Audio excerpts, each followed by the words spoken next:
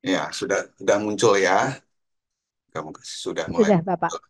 Ya, Oke, baik. Terima kasih. Bapak Ibu sekalian, Assalamualaikum warahmatullahi wabarakatuh.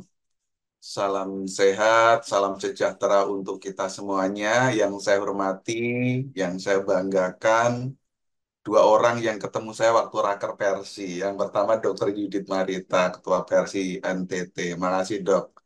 Pantunnya bagus banget. Saya sedang pikir dalam kepala saya ini gimana balasnya. Apalagi tadi Dokter Nanin yang kedua yang saya hormati. Makasih sekali. Saya tadi barusan ditelepon oleh beliau juga. Aduh iya gitu ya. Tapi mundur acara di Perumnas di Sulawesi Selatan. Jadi saya mohon maaf sekali. Dua orang yang ekspresi saya ketika pertama berjumpa sangat antusias sekali gitu ya. Jadi saya juga bangga sebagai humas ketemu beliau-beliau selaku pimpinan rumah sakit tapi sangat peduli dan sangat concern terhadap kehumasan. Berikutnya yang saya hormati adalah para direktur rumah sakit, para pejabat maupun staf humas yang hadir hari ini, Civitas Hospitalia dari 58 rumah sakit di Nusa Tenggara Timur yang tadi disampaikan Dr. Yudit. Dan tentu Bapak Ibu yang hadir.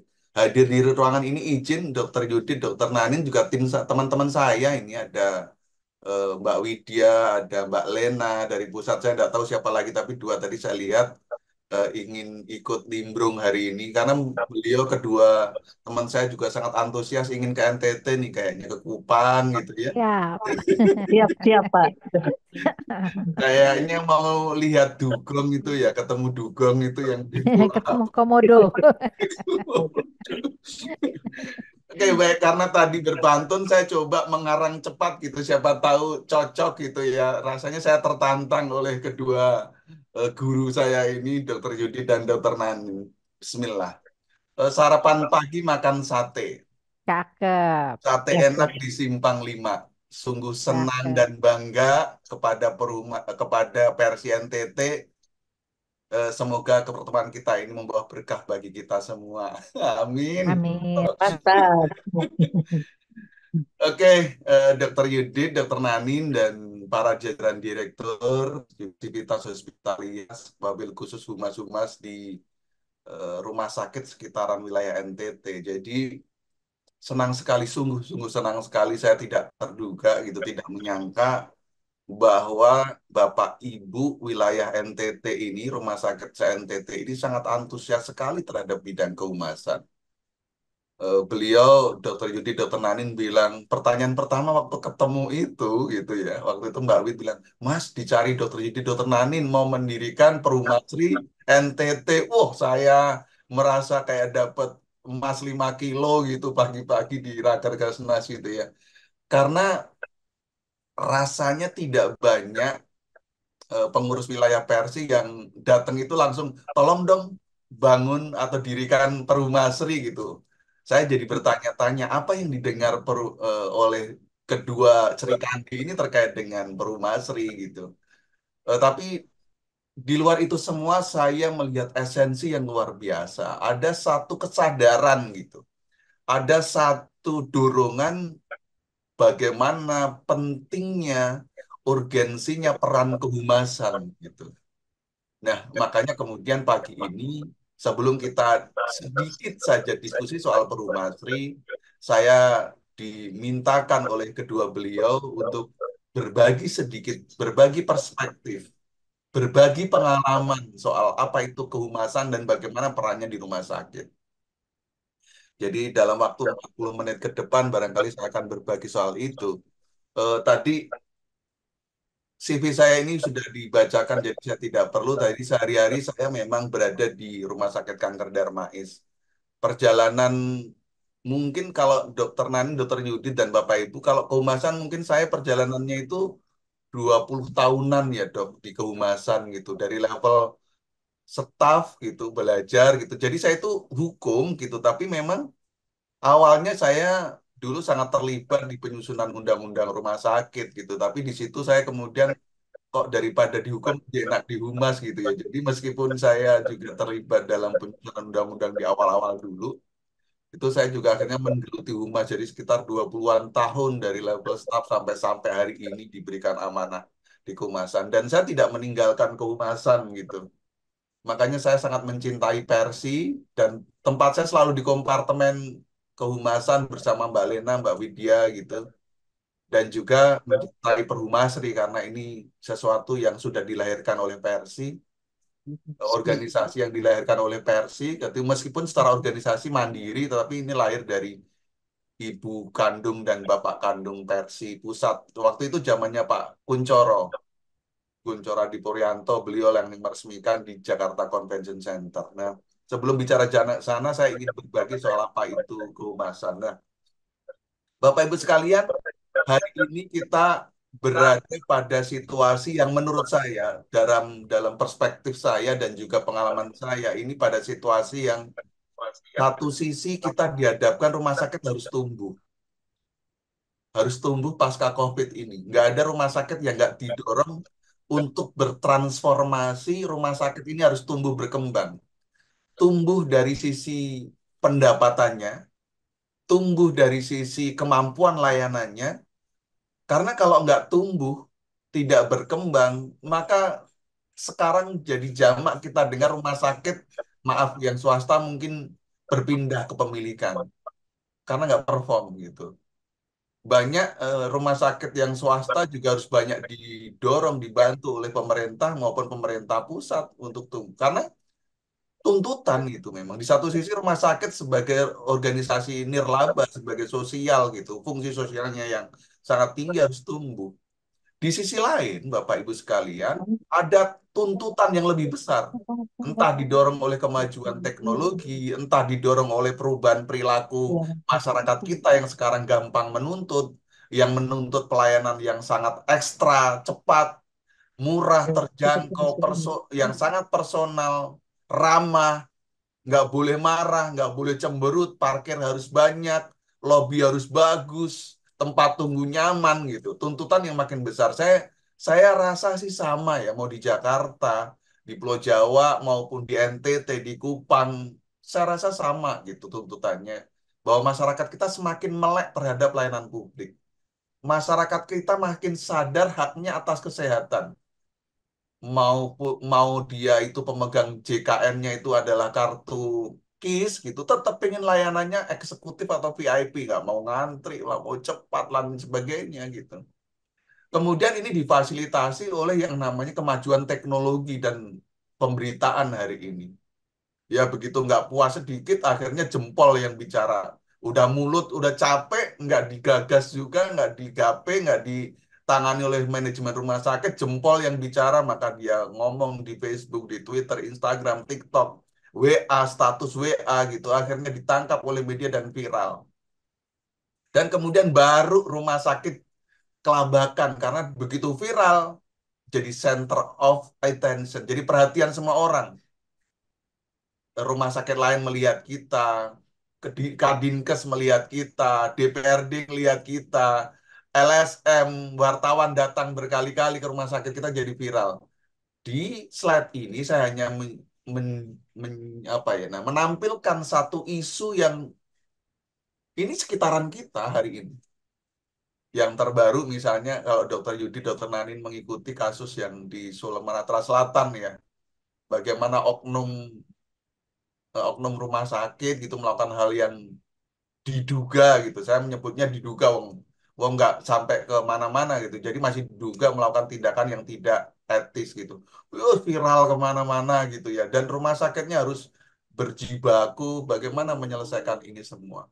Isu ini sangat besar. Jadi tadi kita ingin tumbuh jadi rumah sakit yang sehat, rumah sakit yang mempunyai fungsi sosial yang tinggi, tapi di sisi lain kemudian tuntutan masyarakat yang sangat besar. Sehingga kadangkala ya, kadangkala karena niatnya kita berbeda, ada gesekan, ada isu yang besar. Ini hanya contoh. Pertanyaannya adalah, ketika terjadi krisis rumah sakit dari pemberitaan ini, siapa yang mesti menangani di rumah sakit kita? Tentu yang bertanggung jawab direktur rumah sakit. Tapi direktur rumah sakit itu nggak bisa kerja sendiri. Gitu. Nggak bisa kerja sendiri. Harus dibangun oleh sebuah tim, disupport oleh sebuah tim yang mendukung itu. Jadi ini hanya satu contoh tugas bahwa ini yang mesti dikerjakan humas. Humas itu salah satu tugas yang paling, kalau bahasa saya itu batu uji seorang humas itu jika mampu menangani krisis yang terjadi di rumah sakitnya. Itu batu uji yang paling berat buat seorang humas. Gitu ya. Nah, tentu banyak tugas lain yang nanti akan kita diskusikan. Tadi isu yang besar, tapi ada isu yang kecil. Isu-isu yang bisa dibilang ini harian gitu. Yang kronis. Saya coba kutip aja beberapa yang ini kata publik. Tentu Bapak Ibu sudah familiar dengan Google Review ya. Teman-teman udah biasa pakai belanja online, review ini menjadi senjata. Orang mau beli atau enggak itu karena ngelihat reviewnya di online itu. Sama, rumah sakit juga sekarang pada fase itu. Sebelum dia berkunjung ke rumah sakit, dia akan lihat reviewnya. Bagaimana kata orang terhadap rumah sakit yang mau dikunjungi gitu. Nah, ini contoh review yang ada di Google Review saya ambil. Ini yang jelek. Pasien perawat judes, satpam yang marah-marah, lama, tidak, dan lain sebagainya. Ini biasa saja ditulis. Dikasih bintang 1 semua rumah sakitnya. Ya, saya yakin rumah sakitnya Dokter Nanin bintang 5 lah gitu ya. Kayak hotel gitu. Moga-moga. Dan semua rumah sakit NTT moga-moga bintang 5. Ya gitu. Nah, ini potret saja. Tapi ada yang positif lah. Ada positif gitu ya. Beberapa mengatakan dokternya bagus, petugasnya ramah gitu, cepat gitu. Ini juga kalau tadi jultek galak, di sini kata ramah lebih banyak. Jadi positif bintangnya 5. Nah, sekarang pertanyaannya adalah siapa yang bisa mengelola review ini? Ini review bisa dikelola dong, Bapak Ibu sekalian, para direktur. Ini bisa dikelola. Jadi begitu masuk nanti bintang rumah sakit kita itu bintang 5 gitu. Tentu nggak mudah, itu nggak mudah. Ini butuh sebuah kemampuan, butuh kemampuan relasi, komunikasi online, dan pemahaman gitu. Kenapa nggak mudah? Dokter Nanin, Dokter Yudit biasanya yang sering saya temui humas itu, Pak, gimana jawabnya Google Review? Saya udah jawab nggak disetujui sama kabaknya. Pak Direktur nggak setuju, katanya udah diemin aja nanti hilang gitu. Iya kalau hilang, kalau enggak biasanya enggak hilang. Apapun yang di media online itu lekang di sana, Bu. Yang ada kita memang harus bisa merespon. Nah ini contoh ya. Ini juga tugas siapa? Ini dikelola oleh humas gitu ya. Ini yang saya contohkan online. Persoalan-persoalan tadi Bapak Ibu kalau kita ngelihat di rumah sakit gitu. Kita ngelihat patient journey rumah sakit ya gitu. Itu akan banyak sekali titik-titik pelayanan pasien bahkan sebelum ke rumah sakit gitu. Jadi saya coba secara ringkas di sini nanti Bapak Ibu bisa pelajari dan kita tentu sama paham. Rumah sakit sebelum datang dia ngelihat websitenya, dia ngelihat media sosialnya, dia melihat Google review-nya. Begitu oke deh saya akan datang ke rumah sakit eh, Alfa gitu, rumah sakit A gitu. Datang dia masuk ke gerbang, masuk ke parkir, parkir masuk ke lobi, daftar, masuk ke poli, terus kemudian ketemu dokternya, ke obat, nunggu obat, ke lab, habis itu kalau misalnya ini langsung pulang atau rawat inap, dan lain sebagainya. Titik, titik journey Bapak Ibu, ayo tidak, itu berpengaruh terhadap citra rumah sakit. Kalau setiap titik-titik ini tidak kelola dengan baik oleh seluruh rumah sakit, maka tentu rawan terhadap respon publik tadi yang berkata negatif, mulai dari komplain yang ringan, komplain mulai marah-marah, mulai kemudian nulis di media sosial jadi pemberitaan online gitu.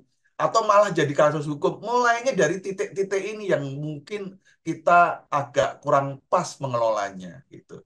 Nah, ini semua harus dikelola patient journey ini. Tentu ada petugas-petugasnya gitu ya. Tentu ada petugas-petugasnya. Tetapi ingin saya mengatakan bahwa bagaimana persepsi publik terhadap rumah sakit kita, bagaimana kepercayaan publik terhadap rumah sakit kita sehingga menjadi pilihan tempat kita berobat, itu ada peran kehumasan. Ada fungsi kehumasan mengelola itu. Jadi kalau mau bilang saya bocorin, humas itu tidak cuma sebagai petugas informasi, terima komplain, itu level humas paling operasional. Nanti kita lihat sebetulnya humas itu levelnya ada 3, level operasional, manajerial, atau strategis. Ya tergantung rumah sakitnya, kemampuannya di mana nanti kita lihat gitu. Nah, lalu kalau pertanyaannya seberapa penting sih humas gitu, Yudit, Dokter Nani, dan Bapak Ibu sekalian, ini bukan kata Anjari, ini kata Bill Gates.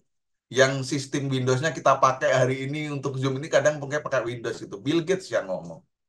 Saking pentingnya Bill Gates mengatakan jika dia punya uang yang cuma $1 pun dia akan belanjakan untuk humas. Untuk apa? Menyelamatkan rumah sakit. Kenapa? Karena jika sebuah perusahaan hanya punya $1, berarti rumah sakitnya tidak baik-baik saja.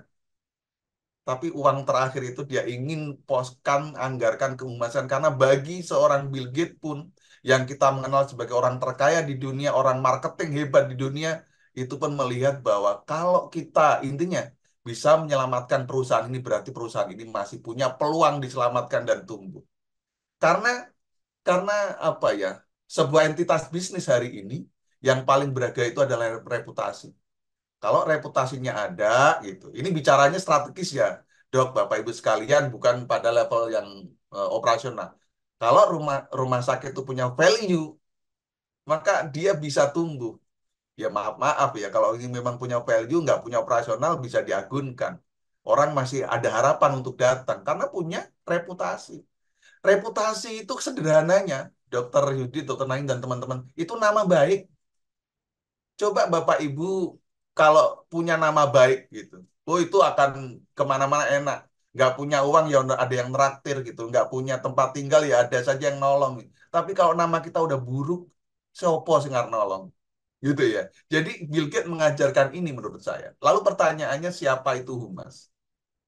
Saya sengaja juga dalam konsep hari ini menyampaikan pengertian humas, pemahaman umum humas yang memang objektifnya, goalnya dan idealnya gitu. Bahwa humas itu kalau menurut PRSA, dan ini saya pegang betul ini. Ini ada dua konteks yang saya ingin cek, ingin saya garis bawahi. Pertama adalah strategic communication, komunikasi strategis sebetulnya. Bahwa humas itu sebuah komunikasi level tinggi, jangka panjang, sangat penting yang disebut strategis itu kan gitu ya. Untuk membangun, kata kunci kedua adalah mutually beneficial relationship, membangun hubungan timbal balik yang saling menguntungkan buat siapa? Membawa manfaat buat siapa? Antara organisasi kita, rumah sakit, dengan publiknya. Yo, pertanyaannya, tugas setinggi ini mesti dikerjakan oleh siapa? Saya mau mengatakan pada sesi ini, Bapak Ibu sekalian, humas dalam arti sempit itu sering kita maknai sebagai ya petugas humasnya. Misalnya saya punya manajemen saya ya, di direktur perencanaan itu ada tim staff namanya Fulan yang bertugas sebagai menangani komplain. Ya dia nih si Fulan inilah sebagai humasnya. Itu dalam perspektif sempit. Tetapi dalam perspektif yang lebih tinggi, humas itu adalah siapa saja seluruh pegawai rumah sakit. Mengapa? Karena fungsinya membawa mutually beneficial relationship. Artinya, dalam arti luas, siapapun dia, dari tukang parkir, tukang sapu, security, staf perawat, dokter, manajer, sampai direktur itu adalah humasnya rumah sakit. Kenapa? Karena semua orang bertanggung jawab menjaga reputasi rumah sakit. Sama-sama berkewajiban menjawab mutually beneficial relationship.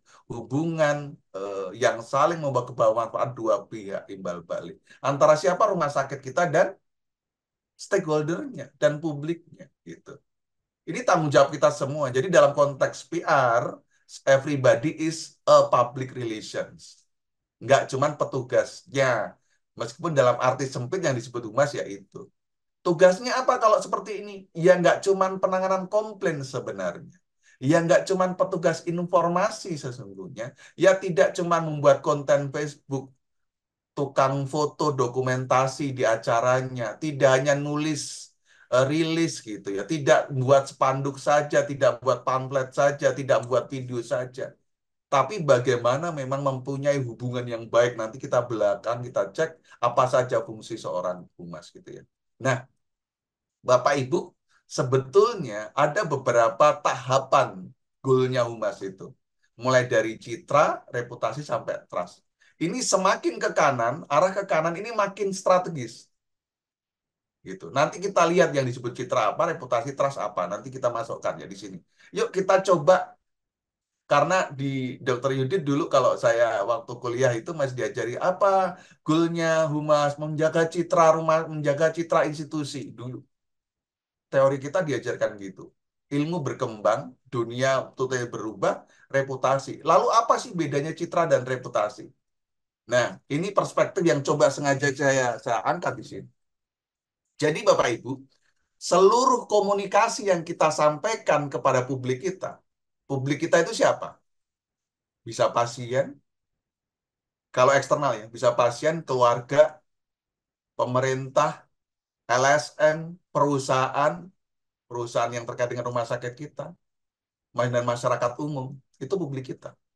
Kalau internal, ya kalau internal perspektifnya direktur, ya publik kita dari pegawai, perawat, dokter. Apapun bentuk komunikasi kita, entah itu nama rumah sakit, entah slogan, entah moto, warna seragam rumah sakit kita, desain kita, souvenir seragam, itu dalam perspektif PR, dalam perspektif brand disebut identity. Sesuatu yang coba kita sampaikan kepada publik itu disebut identitas. Ya. Jadi bentuk-bentuk komunikasi kita.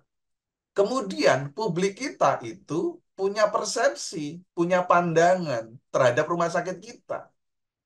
Oh, rumah sakit kita ini baik, oh ramah, oh cepat layanannya. Oh, kemudian terjangkau, dokternya lengkap, alatnya canggih. Warnanya itu sering orange seperti warna Perhumasri gitu. Atau rumah sakit warnanya hijau, rumah sakit yang lain warnanya biru. Itu mindset kalau udah ngeliat seragam itu, oh itu rumah sakit apa gitu. Jadi udah mulai itu adalah image. Apa yang ada dalam benak, dalam pandangan, dalam persepsi publik itu yang disebut citra, image. Nah, kalau kita menyampaikan bentuk komunikasi, ingin kita rumah sakit yang excellent, yang ramah, niat kita, kampanye kita, selalu mengkomunikasikan itu. Terus kemudian ternyata publik juga mengakui bahwa rumah sakit kita ramah, rumah sakit kita cepat, klop nih, itu yang disebut reputasi. Jadi reputasi adalah selarasnya antara komunikasi yang kita sampaikan kepada publik selaras dengan citra yang diterima, maka itu disebut reputasi. Jadi goalnya kita ini sebagai humas, tugas kehumasan adalah menyelaraskan antara bentuk komunikasi kita kepada publik dengan persepsi. Kalau nggak selaras, ini namanya kita belum ada punya reputasi. Ini baik. Reputasi yang dibangun bertahun-tahun akan menimbulkan trust. Itu komentarnya. Jadi reputasi adalah sebuah persepsi atas kemampuan perusahaan memenuhi harapan publik dari seluruh stakeholder. Jadi reputasi itu adalah buah dari proses panjang mengkomunikasikan apapun bentuk. Ingin dikenal sebagai rumah sakit unggul terbaik dalam layanan kebidanan gitu. Itu bentuk kita yang kita pamerkan. Tapi kemudian publik menangkap, oh ya benar rumah sakit itu memang punya reputasi. Itulah kemudian tepat punya reputasi. Nah, secara singkat saya mau bilang gini. Ini gambar yang lucu-lucuan tapi memudahkan kita. Apa sih bedanya marketing, advertising, branding dengan public relation dengan humas? Ya humas warna orange gitu ya. Jadi kalau marketing itu jualan langsung gitu. Ini si bapaknya ini ceritanya marketing yang ingin menaklukkan si perempuannya. Ini seorang humas marketing yang ingin menaklukkan pasiennya. Dia jualan, pokoknya rumah sakit itu yang paling baik. Rumah sakit itu paling baik. Itu gaya marketing gitu. Tapi kalau kemudian caranya marketing itu salah satu dengan iklan, diulang-ulang, bolak-balik gitu, ngomong sendiri gitu. Rumah sakit itu paling cepat, paling ramah, paling bagus, paling lengkap ya gitu. Itu advertising. Nah, kalau kemudian sampai ada orang lain yang memang meyakini bener loh, ada orang lain rumah sakit itu memang bagus, itulah kerja-kerja dari sebuah kehumasan. Ini sederhana membedakan Barbara Wia. Nah, saya sengaja menyebut ini. Kadang, Pak, di tempatku tuh udah ada promkes loh, Pak. Ada PKRS gitu. Ada customer service, ada handling, ada pemasaran. Apa bedanya dengan humas gitu ya? Secara goal, beda. Intinya gini, kalau promkes itu lebih pada bagaimana masyarakat teredukasi memahami soal dirinya terhadap penyakit, perilaku hidup sehat, mengerti dia terhadap, sehingga intinya dia orang yang sakit cepat sembuh, ngerti apa yang dia lakukan. Terus kemudian dia udah berperilaku hidup bersih dan sehat. Goalnya itu. Kalau pemasaran itu mendatangkan pasien, menciptakan loyalitas pasien terhadap produk dan jasa layanannya gitu, kayak jualan gitu. Sementara humas itu adalah membangun hubungan yang timbal balik tadi, menjaga trust-nya gitu. Jadi bukan jualan. Nah, secara singkat saya membuat tabel ini, Promkes pemasaran humas. Ya memang beda gitu, secara goalnya beda gitu. Nanti mungkin ini jadi bahan diskusi ya, tetapi poin saya adalah ada goal yang berbeda. Pertanyaannya, Pak, apakah tiga-tiganya kami harus menyediakan, Pak? Sementara kami rumah sakit kelas C loh, Pak, nggak ada SDM-nya gitu. Ya, bagaimana rumah sakit membangun struktur organisasi kehumasan sangat tergantung pada dua hal, kebutuhan dan kemampuan. Ya, sekarang rumah sakitnya pada sisi apa mau digolkan? Pemasaran kah, promkes kah, atau humas yang mau jadi utama? Yang kedua adalah kalau memang keterbatasan sumber daya, ya bisa saja staf itu mengerjakan tiga-tiganya, tentu dengan pembagian di daily doing-nya gitu ya. Tapi minimal fungsi ini nggak akan hilang di rumah sakit. Hanya kemudian untuk melaksanakan itu kita butuh penggabungan atau bisa mandiri, itu sesuai kemampuan rumah sakit tentunya. Ya. Nah, kalau bicara rumah sakit sebagai organisasi yang sangat kompleks, maka kalau bicara humas juga kompleks dan spesifik. Humas rumah sakit berbeda dengan entitas bisnis yang lain, beda dengan bank, beda dengan makanan, perusahaan makanan, beda dengan lain perhubungan dan lain-lain. Karena rumah sakit itu punya hal yang sangat spesifik dan kompleks gitu.